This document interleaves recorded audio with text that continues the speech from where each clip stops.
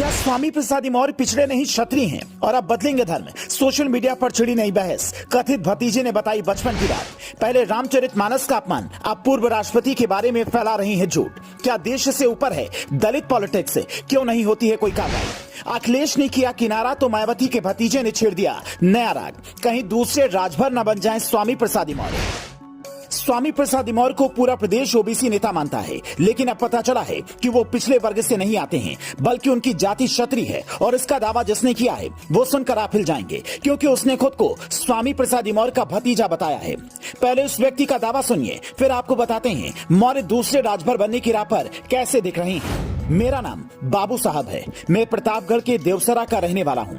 मेरे बाबा चंद्रबली सिंह की 2 शादी हुई थी। पहली शादी से 2 पुत्र हुए, जिनमें एक स्वामी प्रसाद भी हैं। वो मौर्य वंश के नहीं हैं। दादाजी किसी वजह से इनको बचपन में ही चकोड़ गांव में पहुंचा कर आए थे।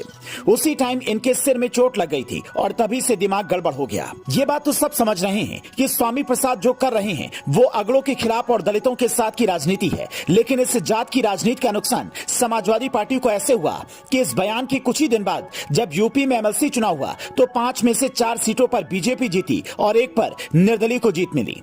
सपा को ऐसा सियासी नुकसान हुआ। अखिलेश जो इस मसले पर चुप्पी साधे हुए थे, उन्होंने अब खुलकर कहा है जो गलत है वो गलत है। मैं खुद रोज 1 घंटे भजन सुनता हूं। योगी आदित्यनाथ ने भी साफ कर दिया है कि यूपी वालों ने जाति की राजनीति करने वालों को नकार दिया है। ऐसे में स्वामी प्रसाद मौर्य का भविष्य क्या होगा? इस बयान के बाद मौर्य ने अंबेडकर का वो किस्सा ट्वीट किया जब अंबेडकर ने हिंदू धर्म छोड़कर बौद्ध धर्म अपना लिया था, जिस पर कई लोग कहने लगे स्वामी प्रसाद भी लगता है ऐसा ही करने वाले हैं। लेकिन असल में स्वामी प्रसाद ये नहीं करेंगे, बल्कि स्वामी प्रसाद मौर्य की हालत ओपी राजभर वाली हो सकती है। जैसे यूपी विधानसभा चुनाव 2022 से पहले राजभर ने खूब बढ़ चढ़कर बातें की, योगी तक को खूब खरी खोटी सुनाई और बाद में अलग थलग हो गए।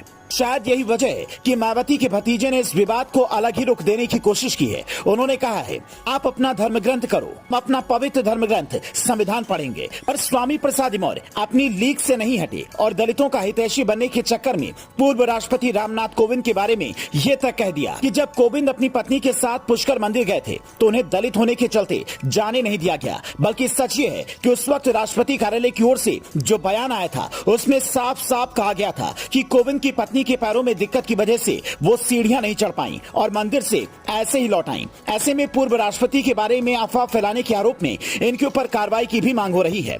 पहले भी एफआईआर दर्ज हो चुकी है, लेकिन हमारे देश में कहावत है ना, नेता वही बना जिसके ऊपर एफआईआर हुई, जिसने जात की राजनीति बढ़ चढ़कर की। और योगी के आते ही ये दौर बदला तो ऐसे नेता अब समझ नहीं पा रहे हैं कि आखिर जाएं तो कहां जाएं। अब ना तो दलित पॉलिटिक्स करते बन रही है, न ओबीसी का साथ देते, क्योंकि जनता जात की राजनीति से उभर कर अब विकास चाहती है। आपको क्या लगता है स्वामी प्रसाद का अगला कदम क्या होगा? क्या ऐसे ही धर्म का अपमान करेंगे या फिर अखिलेश के बयान के बाद शांत बैठ जाएंगे? हमें कमेंट करके बता सकते हैं। Bureau report, news flash.